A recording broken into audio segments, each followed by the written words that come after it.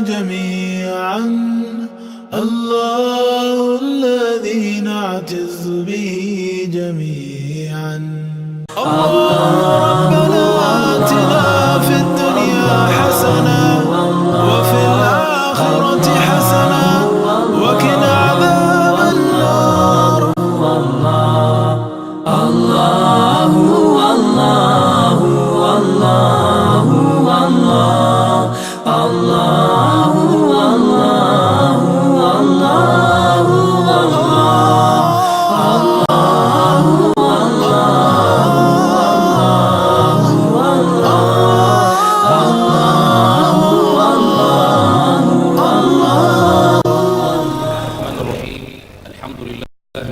والسلام على خاتم الأنبياء والمرسلين نبينا محمد وعلى آله وصحبه أجمعين. السلام عليكم ورحمة الله وبركاته. وقلبني وسبتيا وتاريخ بشتهاي قبيلة رجب كون أفر بقول كوبي صدنكا وكوبيغان سدح جولاي لبض كون يتوانكا وحنو هل كان إن شاء الله تعالى كسي أن بقادي دونا محاضروين كي مؤتمر كسي ديدي تبنات ودمضة اسكندنافيانكا مؤتمر كان سيدي تبنات وعنوان كيسو هي تلسينتا أمدا نصائح عامة للأمة. محاضرة قربتها ونقونا يساتي سدحية تبنات أي عنوان كيدو يهي مقرضي حماء قرآن كالغو حسين وحاسوت شيدين دونا بمشيئة الله تعالى الشيخ مصطفى حاجي إسماعيل فليتفضل مشكورا ومأجورا. بسم الله الرحمن الرحيم.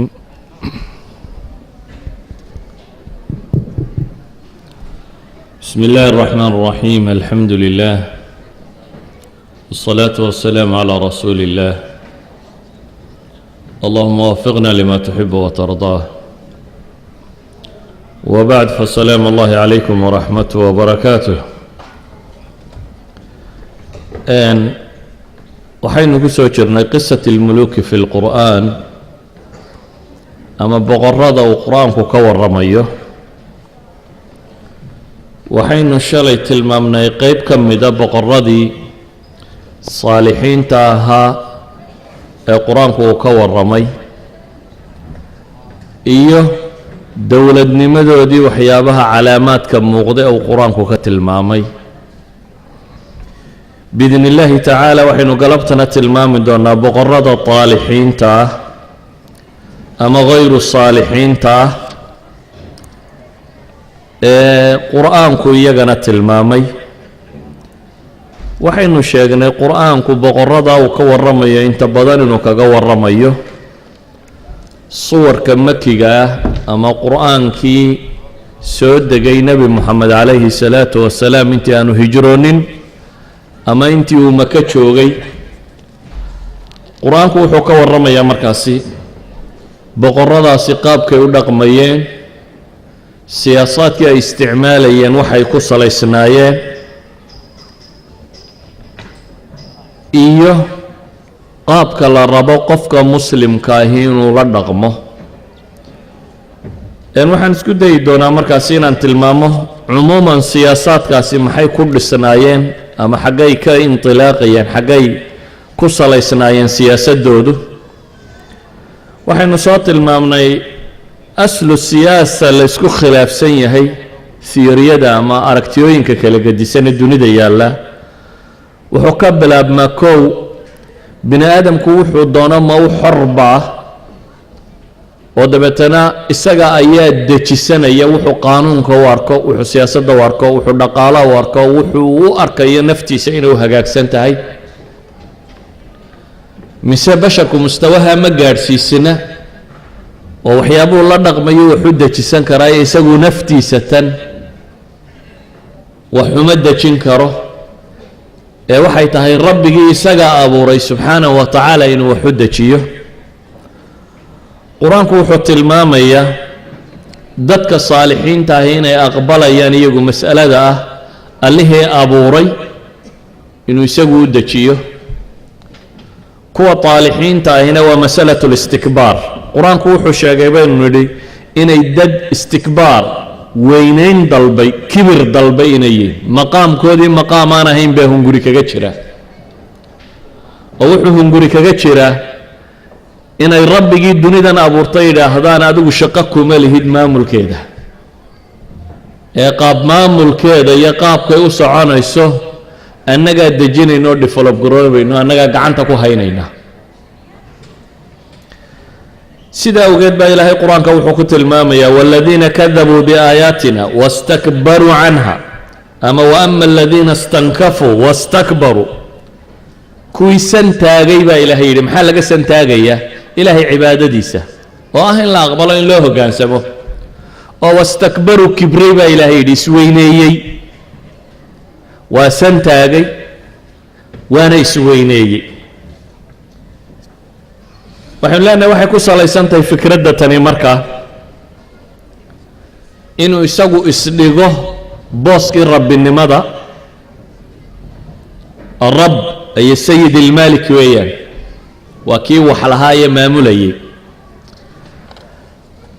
ama meeshaa qof quri ha fadhiisto oo sidii fircawn oo kale isagu ay yidhahda ana rabbukum ulaclaa maa calimtu lakum min ilaahin hayri alaysa lii mulku misra wahadi lanaaru tajri min taxti ama elite group ha noqdo yani maxaa u dhexeeya maalan democracy tyranny dictatorship waxa u dhexeeya ugu weyn waxaan odhan karaa waxa weeyaan qolana qof qura ayaa la keli noqday maamulka iyo aragtida iyo dejinta iyo waxaan oo dhan qolana elite groupka waxa la yidhaahdo koox yar oo dadku iyaga kala doortaan boqortooyooyinku ma ogola inuu ka daadego waxaanu rabaa kuwuu dhalay iyo kuway sii dhaleen iyo halkaasi uun inay marto elite groupku laakiin waa koox ogol 100 nin oo ogol inay iyagu kursiga kala riixdaan dadka fartooda ku kala riixdaan laakiin boqolkooda kama baxdo xagga masaakiinta iyo filosofarada iyo kuwa jaamaca xagga ma tagto dad baarlamaanada galbeedka eegto ama madaxda eegto ku kastoo fadhiya ilaa awowgiisii shanaad baa fadhiyey eedadii habaryarihii baa fadhiyey qoysas baa iska leh laakiin qoysasku waxay aqbalayaan iyaga dhexdooda inay ku kala qaadaan maxay fartaagga inay ku kala qaadaan laakiin elite groupka kama baxdo eliteska dadka la yidhaahdo eliteku waa group gaara groupka kama baxdo waxaan leenahay marka xataa hadday ka baxdo aragtida islaamiga ama qur-aanku uu qabo waxa iskaga mid ah in qasab lagugu addoonsado iyo in can ridaaka lagugu addoonsado aragtida qur-aanku waxay sheegaysaa addoonnimo kastoo ilaahay khayrkii loo noqdaa inay baatil tahay waa iskaga mid in lagu qasbaday iyo inaad adigu farta u taagto raalli ka noqotay waa iskaga mid haddii uu wuxuu yahay waxyaabihii ilaahay mooyaane cid kale aanay lahayna idan isticbaadka waxa loo yaqaano oo ah noloshaada dhammaanteed in cid kale maamusho aan rabbi ahayn waa iskaga mid marka aragtida qur-aanka lagu eego si kale haddaan usoo tilmaamo markaas qur-aanku wuxuu ka warramayaa daahiro siyaasiya ama muuqaal siyaasiya oo la yidhaahdo aطugyaan siyaasi waxaanu uga warramaya inuu daahira ijtimaaciya muuqaal bulsheed inuu yahay sidaa ogeed qur-aanku ma siiyo muhiimad badan magacyadii boqorrada tan ama wakhtigii ay noolaayeen ama musalsalkooda taariikh oo dhammaystiran bale qur-aanku wuxuu isku darayaa koodii ugu horreeyey ilaa koodii ugu dambeeyey isaga oo tilmaamaya niqaad ama meelo tilmaaman oo afcaashoodii ka mid ah hal tusaalena dhab u siiyey oo qur-aanku si fiican uu uga warramayo yacni waxaan leenahay qur-aanku boqorro badan buu ka warramaya waxaa ka mid ah boqorkii ilaahay uu qur-aanka ka warramaya alam tara ila aladii xaaja ibraahiima fii rabbi an aataahu allahu lmulk id qaala ibraahiimu rabbiy aladii yuxyi wa yumiit waa boqor gaar ah wuxuu qur-aanku ka warramayaa casiizu masr ama meligii meesha ka telinayay magaciisa lama sheegin wuxuu qur-aanku ka warramayaa asxaabulkahf boqortooyadii ay ka baxsatay wuxuu qur-aanku ka warramayaa nebi khidir iyo nebi muuse doontii ay fuuleen uu khidir daloolinayay inuu lahaa wa kaana waraa'ahu malikun ya'khudu kulla safiinatin ghasba. waxa uu qur-aanku ka warramayaa kuwii la gubay ee uu xadiidka nebigu calayhi salaatu wasalaam sheegay, laakiin qisaskooda waxa qur-aanku uu ka tilmaamayaa meel ka mida afcaashii ay sameeyeen. laakiin waxaa kaloo qur-aanku uu ka warramayaa hal namuudaj ama hal tusaale oo ballaadhan isagu oo wax tiro badan laga sheegayo. tusaalaha ballaadhani waa tusaalaha ninka fircawn la yidhaahdo. fircawn erayga ahi waxaan filayaa 67 goor inuu ku soo arooray qur-aanka. 67 goor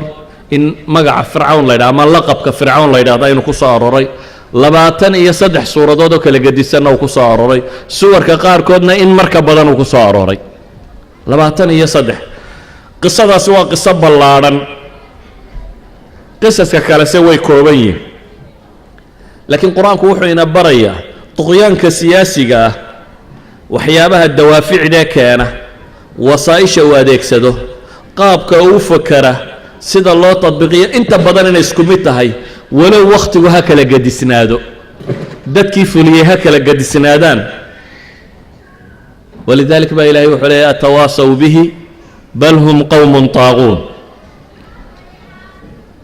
qaasim mushtaraka baa jira, wax ka wada dhexeeyaa jiro ay ka mid tahay masaladii koowaad aan tilmaamay. oo maxaa ka mid ah? iddicaau arububiya waluluhiya saraaxatan aw mumaarasatan aan idhaahno. rabbinimada iyo ilaahnimada inay sheegtaan oo dadka u sheegtaan oo afkaba kaga dhawaaqaan, ama inaanay ka dhawaaqine camalka la qabanaya uu tilmaamayo. maxaa ka mid ah?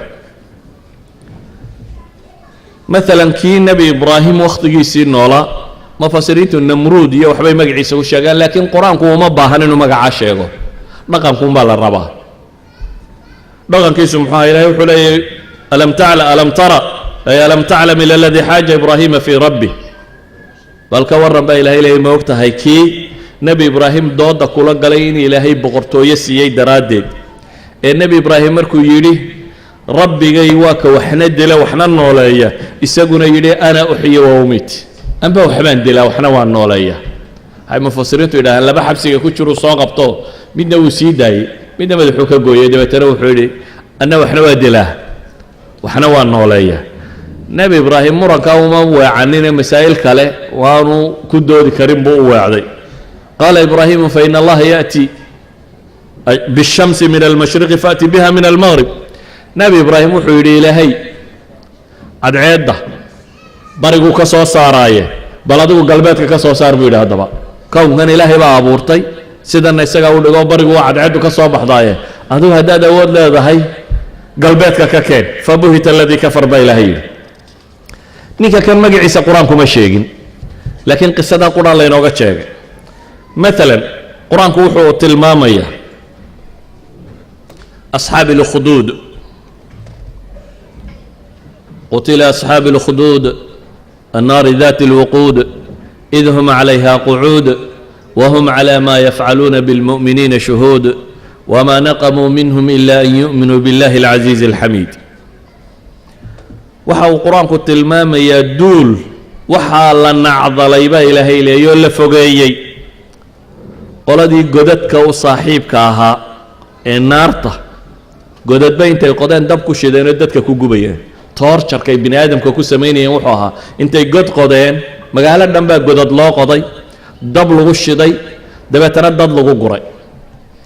qur-aanku wuxuu tilmaamayaa boqorkan ficilkiisii baa la tilmaamay, magaciisii lama sheegin. xataa nebigu calayhi salaatu wasalaam xadiidka saxiixu muslimka ku sugan waxa uu odhanayaa kaana malikun fii man kaana qablakum. ma sheegin xataa nebiguna magaciisii. boqor baa jiray buu yidhi boqorradii idinka horreeyaya. boqorka kan qur-aanka iyo nebiguba rasuulku calayhi salaatu wasalaam waxyigii loo soo sheegay iyo qur-aankii soo degayba waxay sheegayaan ninkan dhaqankiisii uun, qaabkii uu dadka u maamulay. qaabkuu dadka u maamulay muxuu tilmaamayaa? waa xadiidkii ghulaamki iyo saaxirka. nebigu wuxuu sheegay inuu ninkani sixiroolo lahaa, odaygii sixiroole uu faalin jiray, dowladaha inta badan sixiroolayaashu ag joogaan waana u faaliyaan madaxda sixiroolihii wuu faalin jiray ayaa gaboobay dabeetana wuxuu yidhi waxaan rabaa inan yar oo maskax badan inaad ii keentaan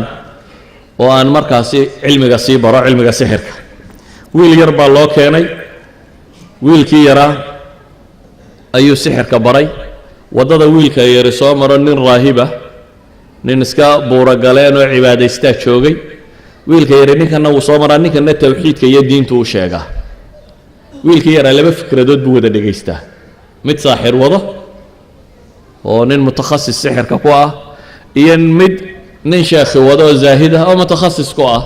labadii fikradood markuu dhegaystayna wuxuu u weecday tii raahibkabaa xaq ula muuqatay waa kii markii dambe libaaxa dhagaxa ku tuuraya ilaahu ku dilyidhe uu dhintay dabeetana wuxuu noqday wiil yaroo isna cibaado badan ilaahay ducadiisa aqbalo magaalada dadkii joogay xanuunsanayay baa u yimi wuu u duceeyaa ilaahay wuu ka aqbalaa dabeetana qaar indhalaa buu indhaha ilaahay ducadiisii ugu bixiyey qaar baras qabay baa ku bogsaday qaar akmaha baa ku bogsaday xadiidku wuxuu tilmaamayaa boqorka nimankii ag fadhihi jiray nin ka mid ah oo indhabeelay ayaa u yimi wiilkii yaraa wiilkii wuu u duceeyey markuu u duceeyeyna indhihii baa u baxay ilaahay rumee buu yidhi haddaad ilaahay rumayso aniguna ilaahay baan kuu baryaya ninkii ilaahay buu rumeeyey allah loo baryey indhihii baa u baxay boqorkii buu ku noqday boqorkii wuxuu yidhi waryaa man radda calayka basarak indhaha yaa kuu soo celiyey qaala rabbi rabbigay baa ii soo celiyey buu yidhi su-aashaan u fiirsa hadda awalaka rabbun hayrii buu yidhi oo ma rabbi aan aniga ahayn baad leedahay duqaaddu dadkan ag jooga say u buunbuuninayaanee caqligaagii waxtarkaagii baa waxaan keenay aragti dheeraantaadii baa saa noqotay waxaan baa caynkaa noqotay qofka bini aadamka haddii buunbuuninta laga badiyo wuu is-afuufaa marka dambe run buu moodaa waxay ahayd basharku wuxuu saxana in la yidhahdo waad saxantay wuxuu qaldana in la yidhahdo way qaldantay laakiin waad qaldantayba hadduu maqli waayo oo intan ag joogtaa ragadaa ka soo hadhay unuu leeyahay aragti dheeridaadii baa lagu guuray oo balaayada lagaga badbaaday waxan baa lagu badbaaday marka dambe wuu isbuunbuuniya sidii ay u buunbuuninayeen waxaabuu ismooday inuu isagu rabbiga yahay dabeetana ninkii madaxda agtiisa joogay ayuu ku yidhi yaa indhaha kuu bixiyo rabbigay buu yidhi awalaka rabbun hayri buu yidhi oo ma mid aan aniga ahaynba kuu rabbiya wuxuu yidhi rabbii wa rabbuka allah aniga iyo adigaba allah noo wada rabbiya kadib wuxuu yidhi hala toorjargareeyo waa la toorjargareeyey dabeetana wiilkiibuu soo sheegay wiilkiina waa la toorjargareeyey ninkii raahibka ahaa buu sheegay saddexdoodii baa la soo qabtay raahibkii baa la yidhi wixii ma ka noqonaysaa waa diiday miishaar baa halkan laga saaray labaa loo kala gooyey isagoo nool toorjar lagu sameeyey laba laga kala dhigay ninkii baa la soo qabtay halkaasna laga kala gooyey labaa loo kala dhigay wiilka yar boqortooyadu rajay ka qabtayo dee sixirkiina isagaa bartay marka waxaa la yidhi adugu ka noqo wuu diiday dabeetana waxaa la yidhi buur ha laga tuuro qisada uma jeedo inaan ka warramo waxaan u jeedaa akhiiran wiilkii markii meele la geegeeyey oo uu ilaahay baryo askartunbaa madhato unoo isagu uu soo noqdaa isagoo rooraya buurtii baa gelgelatay askartii baa ka dhacday doon baa la saaray qaarib yar huudhi askartii baa ka dhacday badda gashay isagii ilaahay waa soo badbaadiyey wiilka yari laakiin wuxuu rabaa mas'ale inuu sugo oo ah boqorkan inuu muujiyo inaanu isagu rabbi ahayna dadku ay masaladaa bartaan naftiisuna ay baxdo laakiin inuu caddeeyo ninka kale inaanu boqor ahayn umamku qof baa badbaadin kara hadduu isu soo taago wiilkii yaraa wuxuu yidhi boqorka ma kuu sheegaa si aad ii dili karto haa buu yidhi wuxuu yidhi intaad dadka isugu yeedho aad meel isudho qaansadaydan iyo leebkayga qaado kanaanadayda bahashan yare leebabka lagu gurto mid kala bax dabeetana intaad qabato waxaad tidhaahdaa bismi illaahi rabbi alghulaam dheh waxaan gargaarsanayaa magaca ilaahay ee aad ghulaamkan wiilkan yar rabbigiiya wixii la isku hayana walaka rabbun hayri bay ahayd moogta dabeetana wiilku wuxuu leeyay waxaad tidhaahdaa waxaan gargaarsanayaa aalihii rabbiga u ahaa wiilka yar markaa waad dili kartaa buu yidhi sidii buu sameeyey wuu ku dhuftay kii yaraa wuu dhintay bulshaweyntii maxaa soo baxay dee inaanu ninkani rabbi ahayn waxay yidhahdeen annana waxaanu rumaynay rabbulghulaamka ghulaamka iyo rabbigiisa ayaanu annana rumaynay godod buu qoday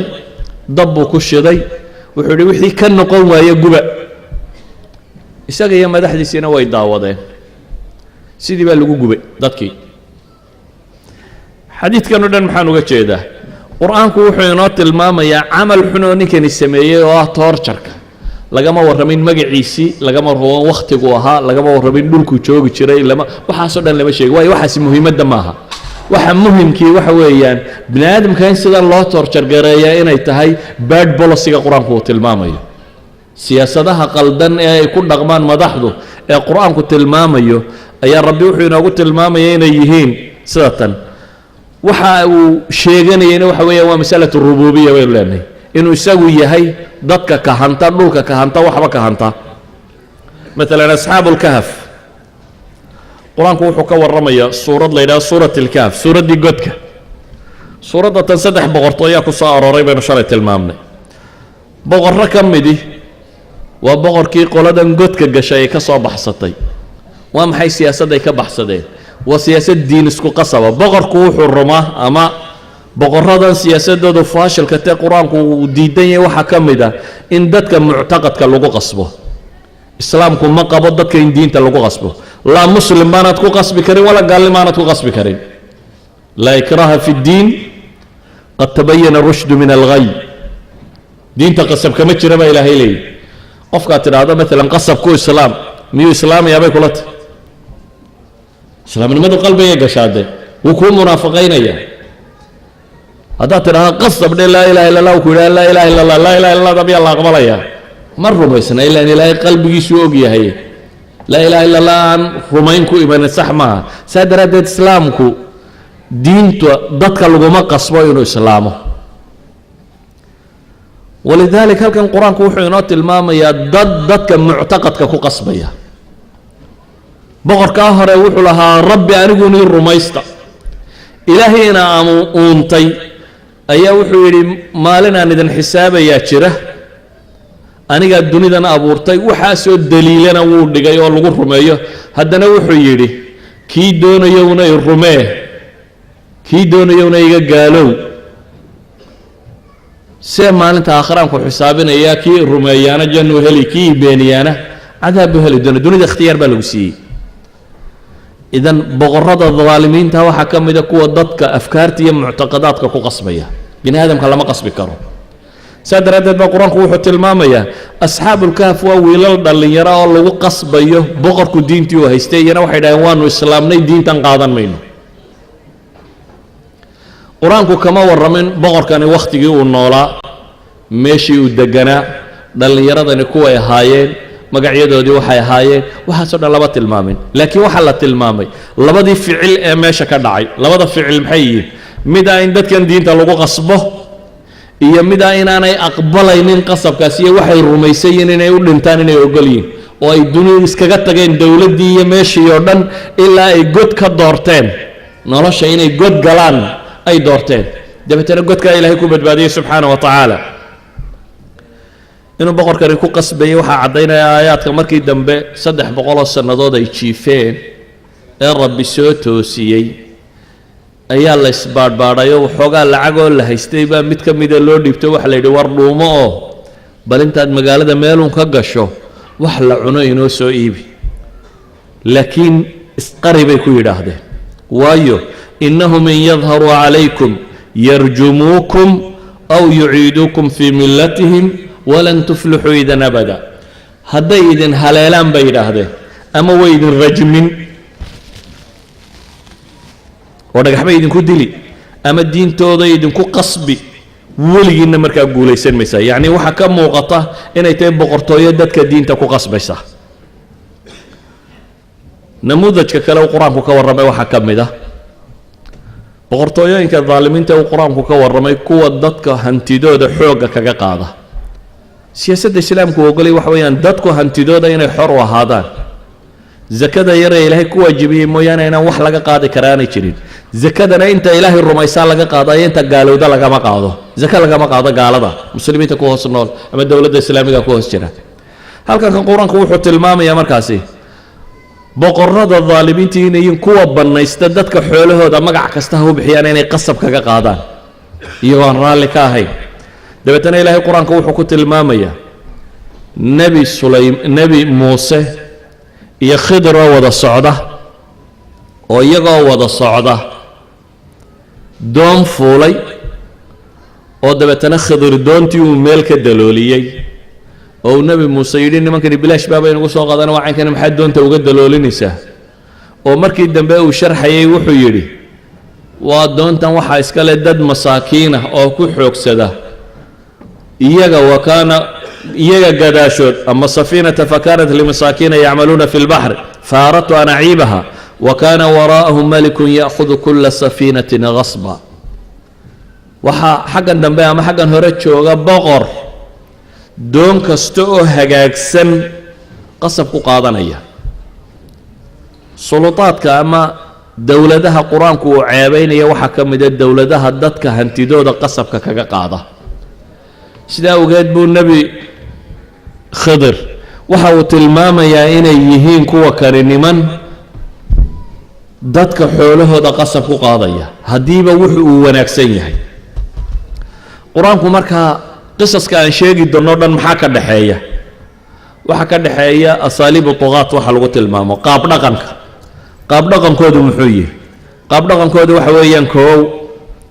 alxarqu waalqatl dadka waxay dilaan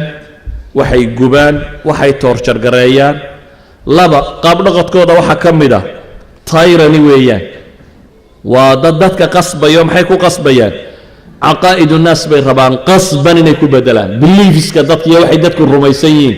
looma ogolo xorriyada waxaa la rabaa inay bedelanto oo waa kuwii anaa kuu rabbiya haddii kale waan ku dilayaa bay taagnayd waxay wadaagaanoo qur-aanku uu ka warramayaa dadka hantidooda inay qasab ku qaadaan waxa uu qur-aanka iyo axaadiistu ka warramayaan xataa dumarka inay qasab ku boobayeen oo maalan qur-aan nebigu calayhi salaatu wasalaam xadiis wuxuu inooga warramayaa nebiyullaahi ibraahim iyo xaaskiisii oo wada socda inay meel boqortooyo ay yimaadeen oo la yidhi boqorkani gabadh qurux badan hadduu arko ragga wuu ka qaadi jiray dabeetana nebi ibraahim gabadhiisii buu yidhi ka soo qaada saariya laga qaada saariya markii boqorka loo geeyeyna ilaahay bay bariday dabeetana ilaahay baa ka qabtay akhiiran waa kii yidhi shaydaamad baa ii keentay inay iga kaxeeya tan haajarana uu soo siiyey inay u khidmayso haajaradii nebi maxamed nebi ibraahim u dhashay nebi ismaaciil hooyadii markaasaa la soo siiyey nebiyullaahi ibraahim waa boqor haweenay nin qabo raba inuu qasab ku qaado xadiidku marka la tilmaamayo boqorka magaciisa lama sheegin meeshuu joogay lama sheegin waxaan lama joogin waxa muhimkii waxa weeyaan ficladan baa xuna in la tilmaamo not necessary nin hebel baa xumaaye nin hebel baa sama waxla samayn mayso waxa xun ee la tilmaamaya waxa weeyaan boqortooyana inuu haystay dhaqankuna kan ahaaba la tilmaamaya idan islaamku wuxuu tilmaamaya waxa ceeb tahay inuu yahay boqortooyooyin dhaqankoodu yahay inay wax dilaan inay dadka nolosha ku gubaan toorjargareeyaan inay dadka caqaa'idda iyo diinta ay haystaan qasab kaga bedelaan ama afkaartooda qasab ku bedelaan inay dadka xoolahooda qasab ku qaataan inay dumarkooda qasab ku qaataan waxaasoo dhamme waxaynu leenahay waa qawaasimta mushtaraga ama waa waxa ay wadaagaan boqortooyooyinka dulmiga ah ee qur-aanku ka warramay sidaa awgeed baa qur-aanku wuxuu inooga warramayaa namuudaj ama tusaale ballaadhan tusaalaha waxaynu nidhi waa fircawn qur-aanku fircawn uma sheegin magicii fircawnnimadu waa laqab magac maaha waa qaysar oo kale ama kisra oo kale kisra waa boqortooyinkii ka talin jira oo dhan bershiya ama najaashi oo kale nagusti negasti waa boqortooyinkii etoobiya ka talin jira oo dhan maaha magac maaha boqor kastoo yimaada waa qaysar boqor kastoo yimaada fircoon buu ahaa faraacinada markaa waxa la yidhaha waa boqortooyooyinkii masar ka talin jiray walidalik ba waxay yidhahdaan qur-aanku ma sheegin boqorkan magaciisi iyo laqabkiisi unbaa la sheegay xataa mufasiriintu waxay isweydiiyaan ma laba fircoon bay ahaayeen nebi muuse kuwii la dhaqmay fircawnu muusa unbaa la sheegay casrigii muuse fircoonkii deganaa muuse ma laba fircoon buu la dhaqnaa mise hal fircoon yacni muuse isagoo caruura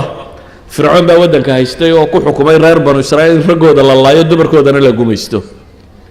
boqorkii caynkaasi xukumay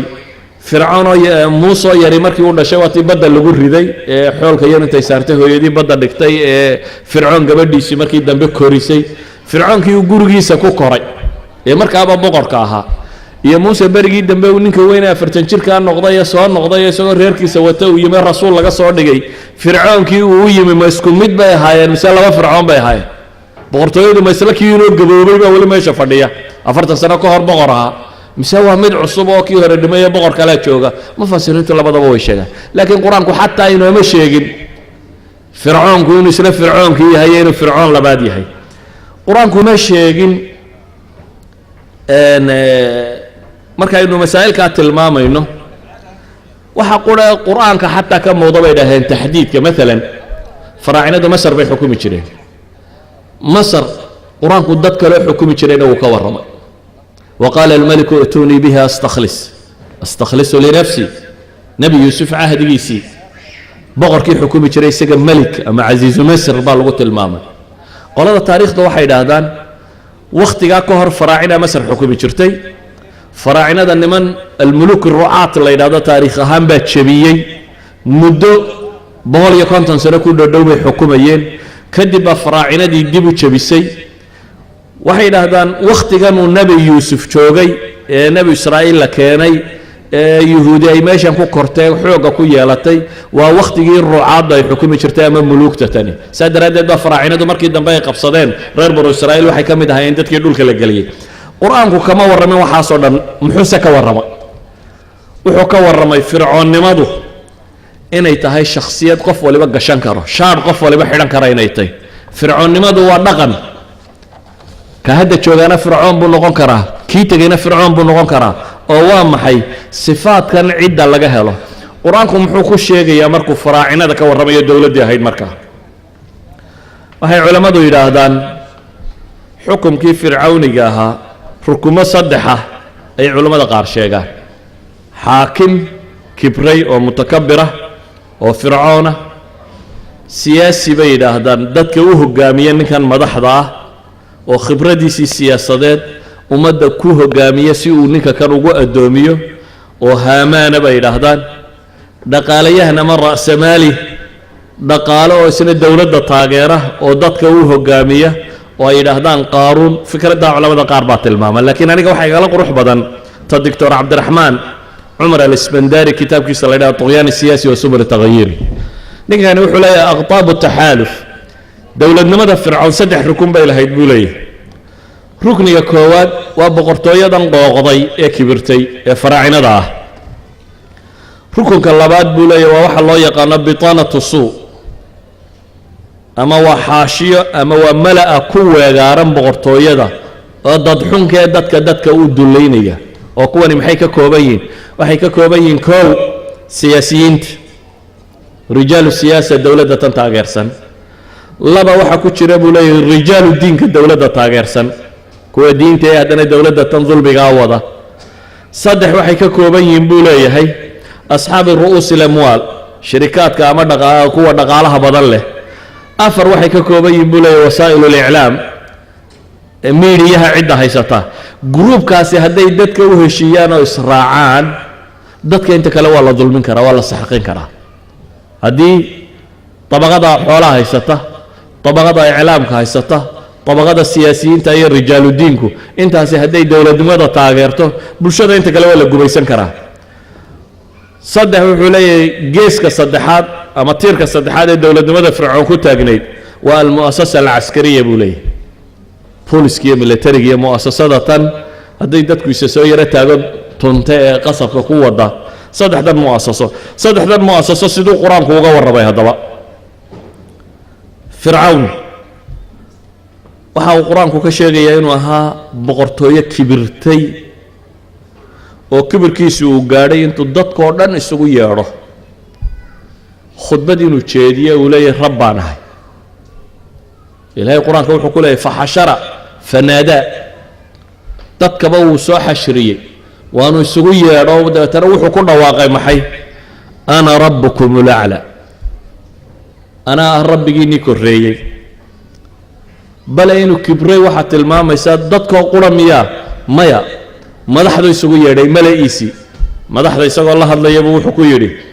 la in ittakhadta madaxda wuxuu ku yiri isagoo madaxdiisa la hadlaya ya ayuha almala'u ma calimtu lakum min ilahin ghayri ya ayuha almala' madaxya waaweynay ama kuwiinan talada hayow ma calimtu lakum min ilahin ghayri cid aan ilaah ahayn oo aniga idin garan maayo waxa laga yaabaa inaad tidhaahdaan say waxaan u dhici kartaa nidaamadii shuuciga oo qura ka fakir xisbiga iyo dowladda ninka maamula xisbigoo dham hadduu yidhahdo ilaah baan idiin ahay waa inay ha noolaado yidhaahdaan iyo nidaamku ha jiro gumaysigu dadka markuu dhex galo aakhirka wuxuu gaadhsiiyaa in uu xataa dabaqada wax la maamulaysa ay isaga ku wardiyaan ha noolaatadiisa oo aanu midnaba odhan karin wax faalxumo ah baa kaa muuqata wax kasta uu ku hadlo walidaalika baa qur-aanku wuxuu tilmaamayaa inuu ahaa dictator dadka wuxuu rumaysay ku qasbaya oo nabi muuse markuu u yimi wuxuu sheegay inuu ilaahay caabudo inuu rabbi samaawaati wal ardi laga dambeeyo muu odhanin war kaa aqbali mayno orid magaalada gal fikrad haddii lagu keeno inaad diiddo waa laga yaabaa laakiin ka warran qofka inaad tidhaahdo anigoo aad ila fikrad noqoto mooyaane waan ku dilayaa muu odhanin nabi muuse kaa aqbali mayno orodoo naga tag ee wuxuu ku yidhi maxay qaala lain ittakhadta ilaahan hayri laajcalannaka min almasjuuniin midaan aniga ahayn haddaad ilaah u qaadato waxaan kaa dhigayaa kuwa xabsiga gala waa boqortooyo marka aan ogolayn wuxuu isagu rumaysan yahay mooyaane wax kaleba inay dadku sheegaan shacab weynow anaa idin rabbiya baarlamaan iyo siyaasiyiin iyo intiinan madaxow anaa idin ilaaha nabi muuse ilaahaan aniga ahayn haddaad sheegto xabsigaad galaysaa caamadii markaa muxuu ku odhanayaa waa iska macruuf dooyaankiisa siyaasigii wuxuu gaadhay xad uu dadka gumaysto oo ilaahay qur-aanka wuxuu leeyay uma arsalnaa muusa waakhaahu haaruuna biaayaatina wasulطaanin mubiin ilaa fircawna wamala'ih faاstakbaruu wakanuu qowma caaliin faqaaluu anu'minu libasharayni milina waqowmuhuma lana caabiduun watilka nicmatun tamunuhaa calaya an cabadta bani israa'iil isticbaad alkhalq bini aadamka inuu gumaysto waxa kuugu filan nidaamkan markuu qur-aanku ka warramayo waxaa layna barayaa inaynan waxaan marnaba aqbalin inaynan marnaba waxaanoo kale aqbalin baa layna barayaa nidaamkani muxuu lahaa wuxuu soo rogay sharci odhanaya dadkii uu xukumayay qayb ka mida inuu yidhaahdo haddii ay rag dhalaan raggooda ha la laayo wixii dumarina shaqaalaha noqdaan waa nidaamka kibirkiisu uu xadkaa gaadhay nabi muuse markuu u yimi wuxuu yidhi maanaad waxii sheegaysa iyadoo dadkaagu way aniga ay caabudaan oo addoomeeyiyi waa kii nabi muuse watilka nicmatun tamunuhaa calaya an cabadta bani oo ma waxaad iigu manno sheeganaysaa buu leey weliba reer banu israa'iil inaad gumaysato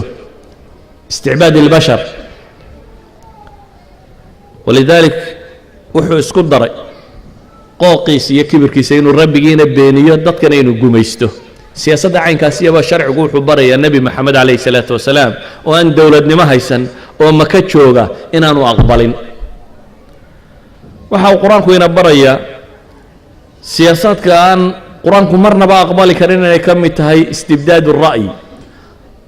taladaada inaad dadka ku qasabto maa uriikum ilaa maa araa wamaa ahdiikum ilaa sabiila arashaad fircoon markuu hadlayay wuxuu leeyahay wax kale aan idin tusayo wax kale waxaan anugu arkay khayrku maan idin sheegaya yacni ra'yi kale ma jiri karo wadda toosanna waan idinku hanuuninaya waa qof raba wixii uu soo jeediyo aan la odhan karin way qaldantay boqorradu markay sidaa u kibraan xad bay gaadhaan dadku ay wada baqaan kuwa ugu dhadhow markay boqorka u yimaadaan oo yidhaahdo sidaa iyo sidaa ha la yeelo qof odhan karaa marka dambe dadka waa la bahdilay qof odhan kara war waxaasi xataa kuuma wanaagsan ama dowladnimada uma wanaagsana ma jiro waa in la yidhaahdaa yeser waaye madaxweyne waaye boqortooyo waa in lagu jawaabaa waa in la yidhaahaa ra'yigaad bixisay wax ka fiican maanan arag ilaah muubaa sheegayo waxaad sheegayso wax ka wanaagsani ma jirto ummaddu hadday xadkaa gaadhaba ilaahay tilmaamaya inay tihi siyaasadaha uu sharcigu diidan yahay walidaalika baa qur-aanku wuxuu tilmaamayaa fircawn wuxuu caan ku ahaa baa la yidhi inuu rabbi diiday, wuxuu caan ku ahaa inuu dadka addoonsaday, wuxuu caan ku ahaa inaanu ra'yi kale aqbalaynin,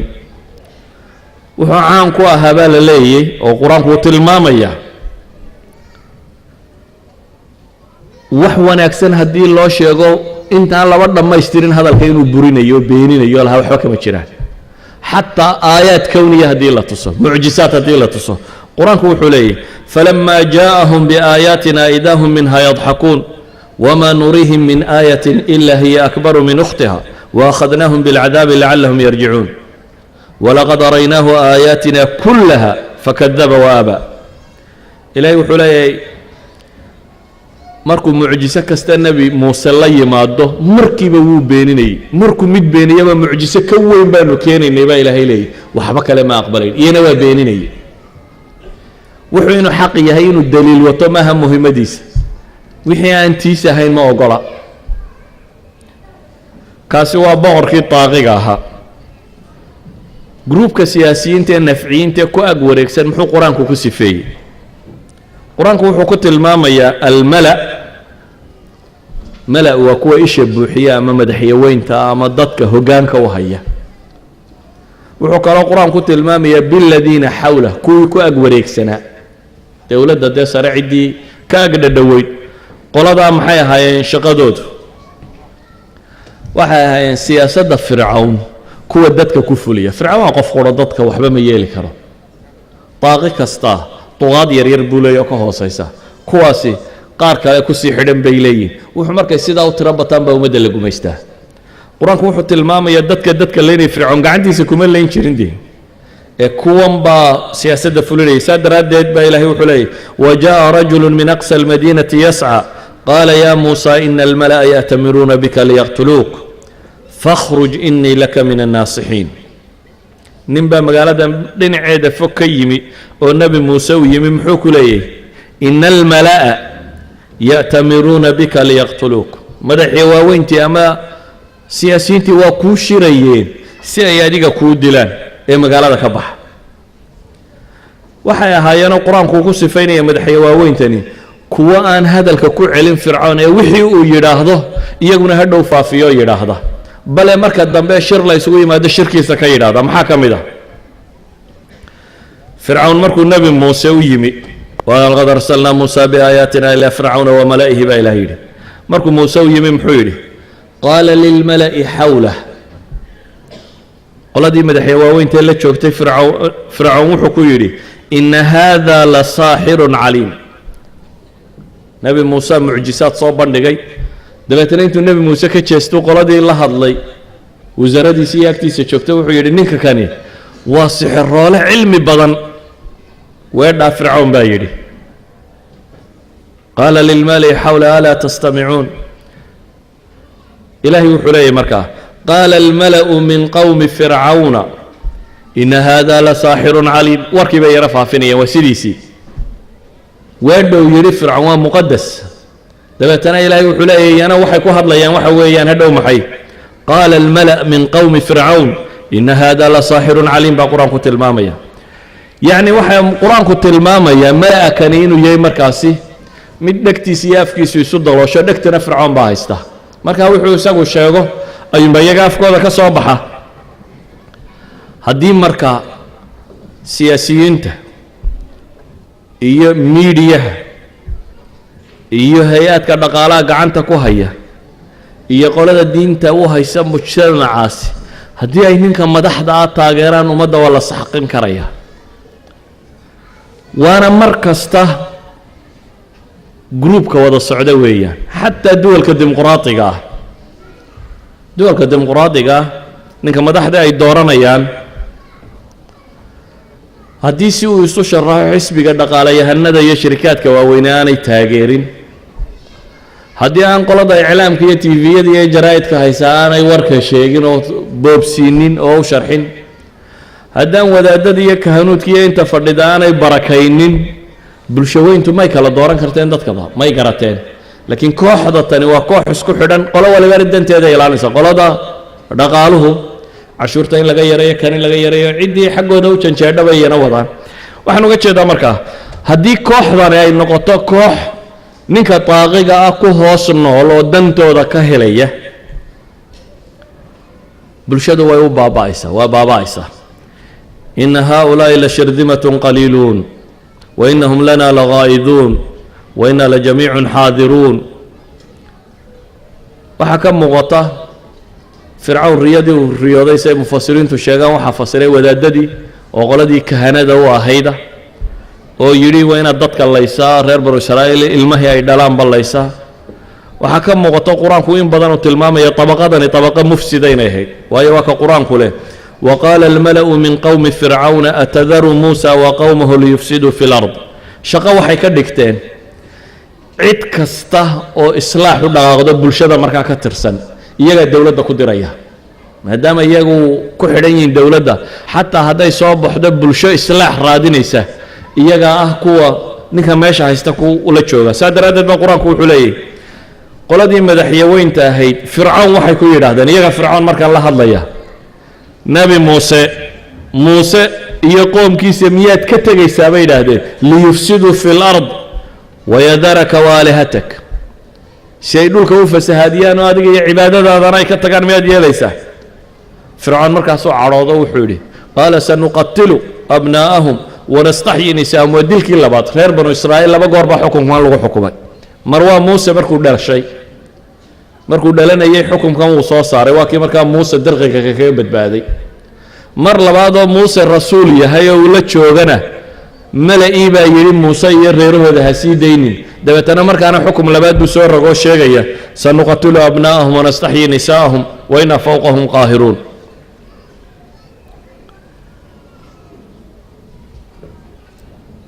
aan soo koobno malaa waxaa fircawn iyo kooxdiisa la mid oo qaybta saddexaad ah mu'asasa alcaskariya oo ah kooxda wixii kooxahan ka soo baxa qasabka ku fulisa ilaahayna qur-aanka markuu tilmaamayo inta badan ee la ceebaynayo fircawn iyo haamaan keligood lama ceebeeyo iyo kooxdaasi iyo qaaruun iyo intaa laakiin waxaa la socda maxay ina fircawna wahaamaana wa junuuduhumaa kaanuu khaati'iin baa ilaahay leeyahy askartuna kuwa gaftay bay ahayd ilaan iyaga fulinaya waxa kane wanuriya fircawna wahaamaana wajunuudahumaa minhu maa kaanuu yaxdaruun mu'asasada caskarigii markaa 7 aayadood oo qur-aanka ka mid ah ilaahay fircawn iyo junuudatan israaciyey waa mu'asasadii fulinaysay fikraddatan waa mu'asaso istikbaarka la wadaagta kibirka la wadaagta saa daraaddeed baa qur-aanku wuxuu leeyahay wastakbara huwa wa junuuduhu fi lard isaga iyo askartiisuba dhulka waa ku kibreen baa ilaahay leeyahy bigayri xaq wadannuu annahum ilayna laa yarjicuun qur-aanku wuxuu tilmaamayaa inay iyagu ahaayeen kuwii intii yaraydee islaaxday raadcaynaya ama xidhxidhaya ama daba socday faatbacahum fircawnu bijunuudihi faghashiyahum min alyami maa ghashiyahum faatbacahum fircawnu wa junuuduhu bagyan wacadwa walidalik baa qur-aanku wuxuu tilmaamayaa ciqaabtii ilaahay soo dejiyey fircoon qudha kumay degin waxay ku degtay fircawn iyo mala'iisii iyo askartiisiiba way ku wada degtay maxaan markaa rabnaa waxaan rabnaa qur-aanku wuxuu inooga warramayaa siyaasaadka qaldan ee aan sharciga aqbalaynin ku waytay waa siyaasaadka qodobada aan soo tilmaamnay ku salaysan maxaa xal ah seese loola dhaqmaa waxa xalka ahee koowaad waxa weeyaan dulmiga siyaasiga ahi goor kasta iyo wakhti kasta uu joogay asbaab uu wadaagaa jira iyo waxyaabo dawaafica ama waxyaabo qasbaya inay waxa kani dhacaan kow waxaa ka mid a baynu leenahay cadam aliimaani biاllahi walyowmi alaakhir rumaynta aanay rumaynin ilaahay iyo maalinta qiyaame ciddii rumaysan rabbi iyo qiyaamuhu ma kibraan ama dadka kuma xadgudbaan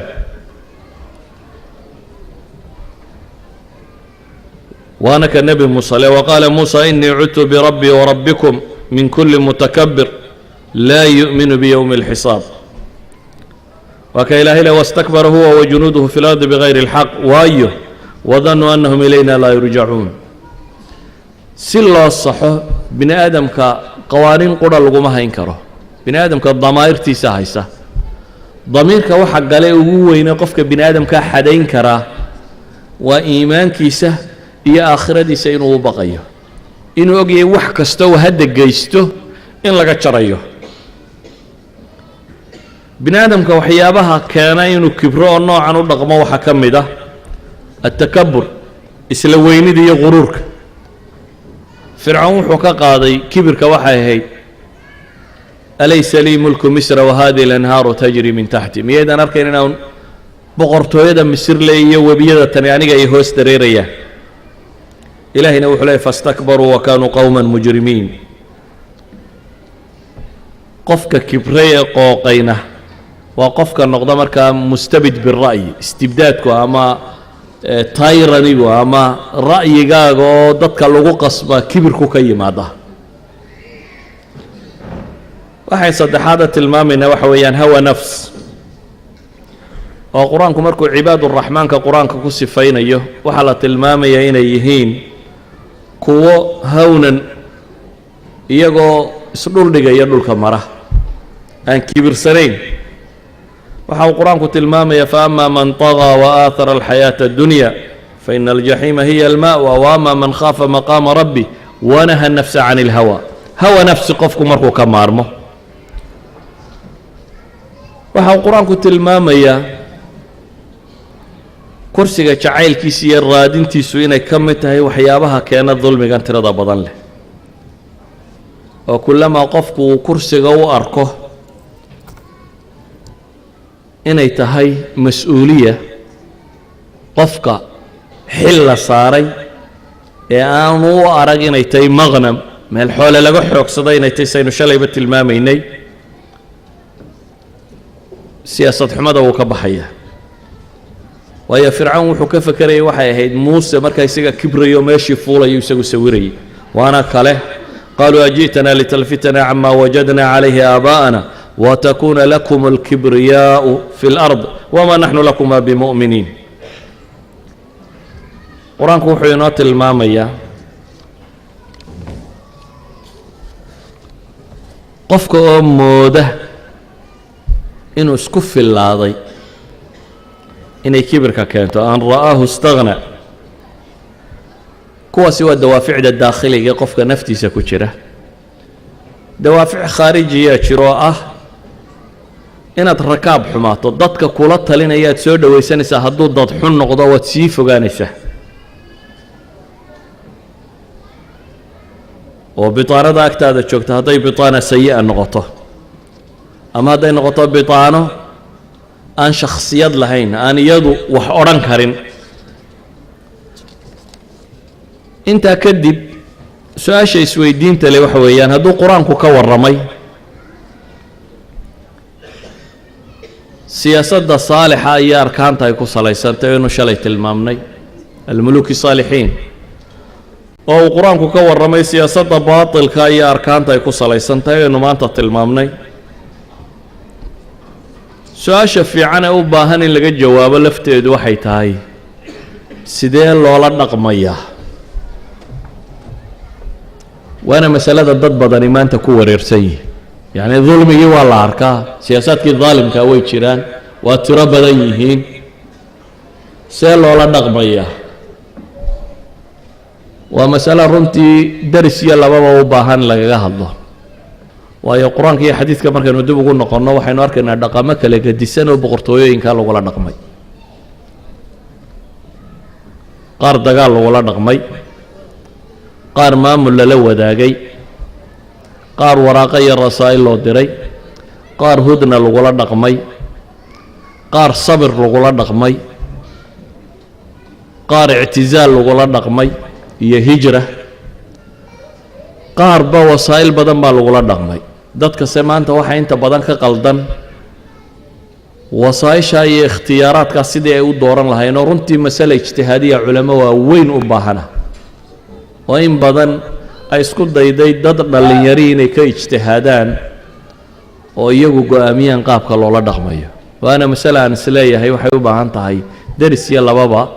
waayo haddaan si fiican loo soo bandhigin si fiican inaan loo fahmi karayn baan u malaynayaa maanta marka waxaan isku dayayaa inaan halkaa ku joojiyo والله أعلم وبالله التوفيق والسلام عليكم ورحمة الله.